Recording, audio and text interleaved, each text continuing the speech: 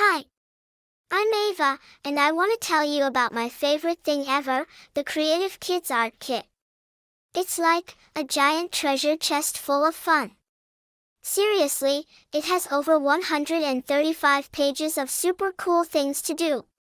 There are coloring pages with animals, rockets, and even donuts with faces. And guess what? There are games, puzzles, and even drawing challenges, like draw your dream house or make your own monster. I made a purple monster with 8 arms. His name is Kevin.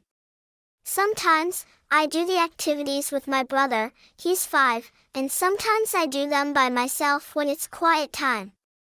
Mom says it's screen-free play, but I think it's awesome. There are even cards you can cut out and give to people. I made one for my grandma, and she put it on her fridge. The best part? You don't need anything fancy, just crayons or markers, and your imagination. And it all comes ready to go. Mom prints it and boom, instant art time. I even bring mine when we visit Grandma's house. It fits right in my bag. It makes me feel like a real artist, and I'm always excited to try a new page every day. So if you like to draw, color, cut, glue, and imagine new things, you totally need the Creative Kids Art Kit.